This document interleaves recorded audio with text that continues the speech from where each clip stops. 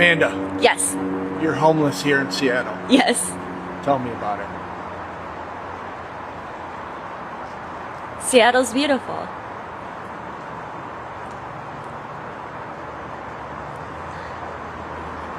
What do you want to know?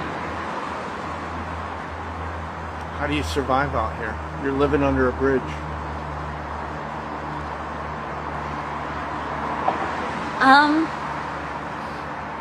I try to remember that for as many negatives there are, that there must be that many positives. And so I keep looking at the positives, and I keep trying to remember that there are beautiful colors, and that I'm saving my life, and that's what matters. And it doesn't matter where I live, and it doesn't matter any of it, just so long that I'm alive and that I'm making a difference in this world, because no one's going to stop that. I'm going to do the right thing, and I'm going to save my life and hopefully do good in the lives of others. You remain positive even though you're going to the bathroom outside. Yeah, it's like camping. But you keep telling yourself that. You have to.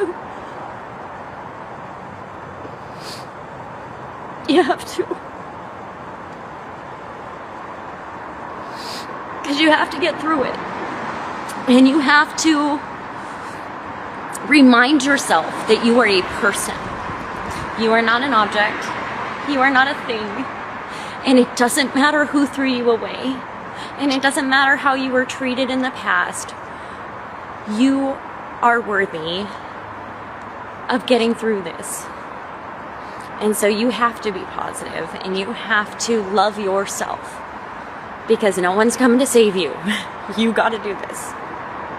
And that's the only way to do it, is if you've got to be a Disney princess to do it, be a Disney princess.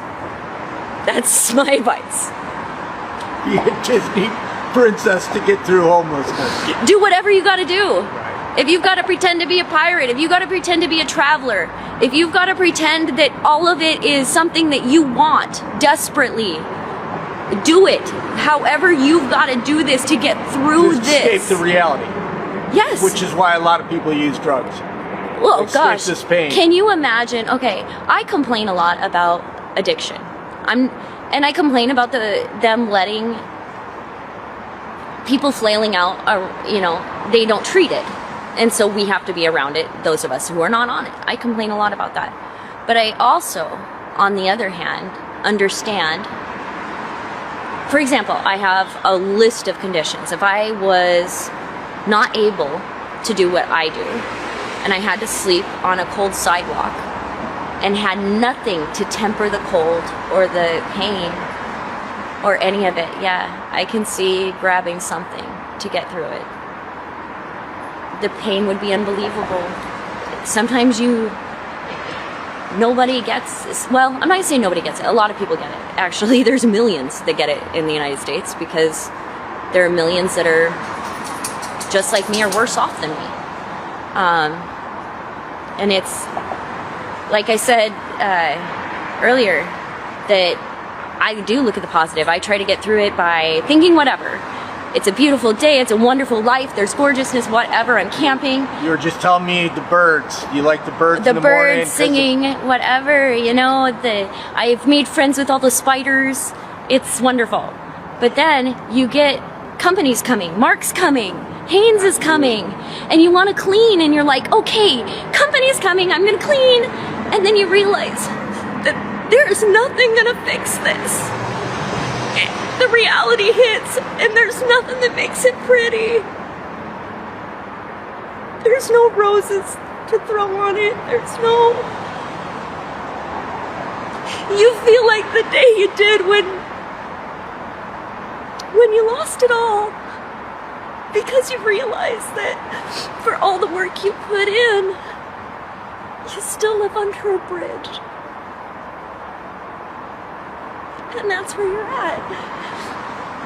And so you hurry up and you find the prettiest leaf and you're like, okay, there it is, beauty again. Where's my birds? Because you gotta get through it. So that's how you do it. If you're not gonna turn to drugs. So now we just met in person. In person, yeah. We've known each other online. Yeah. You actually reached out to me with a photo of your morning cup of coffee saying good morning. And then we run an online support group for homeless people, and you became part of that. Now you're an admin in the group. And then you're part of this Haynes campaign. Yeah. Where millions of people have seen you washed your hair. Oh, really? In the cold. Well, you've seen your story. Yeah. And seen how you live out here, but also saw your positive attitude. Yeah. It has to be shown, though. I mean, the thing is it's embarrassing at first, you know, and then you realize that it is what it is. And if people don't see this and they can't get it, then we are doomed. We're doomed to repeat our mistakes. And people can push blame and say it's this buddy's fault and somebody's fault and everybody's fault and whose fault is it? But in the end, it is what it is. It needs to be fixed. So really, blame is pointless. We just need to end homelessness. Yes. Forget the games. Yeah. Forget the bureaucracy. Because that's it. It's over. And here's the thing. It won't ever be solved if we keep talking about it. All there's going to be is talk. And people are dying right now. And right now I can't wash my hair because of the nerve damage and it's too cold.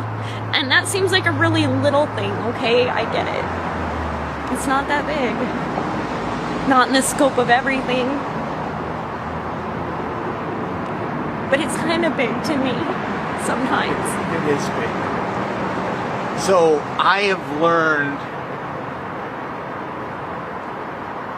grown to respect you as a person because you help everybody that you can.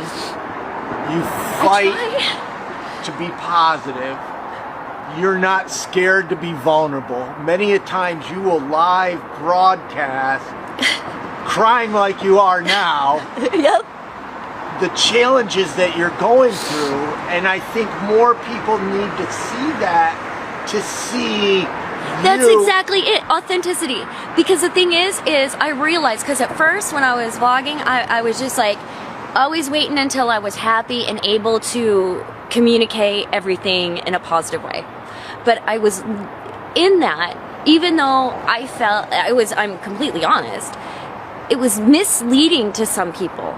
They were taking it as, look at this. I wasn't giving the whole story. I wasn't showing that I'm brain injured and there are these things that pop up and are not cool and are not fun and are real challenges, and that people face these insurmountable odds sometimes.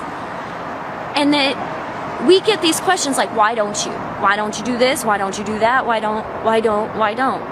And so we need to start answering some of this, you know? I think as a homeless community, a lot of times we push that away and we're like, well, you just don't understand. Okay, well, let's help. And that's where I wanted to be, is a bridge, I guess, because I lived the other life as well. And unfortunately, I knew a lot of people that were very harsh towards the impoverished community and the poor in general. And so in one way, I'm blessed to know exactly what they think, and I'm able to combat it. And so I do that. And all I can say is I try. And that's all anyone can do, is get up, show up, and try. Well, thank you for inviting me into your home. Yep. We're going to have a fun week. Yay. I'm committed to getting you out of this. And we're going to do that. Don't know how. Right? I mean, but we're going to do it. If you had 3 wishes, what would they be?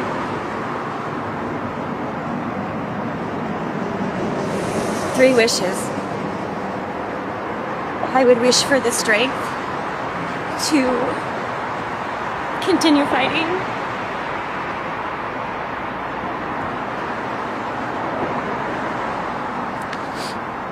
I would wish that others could get out of this too. And I'd wish for understanding and compassion for everybody, like just knowledge, I guess. 3 wishes are hard. Well, They're hard not to take for yourself. Well, thank you very much for talking to me.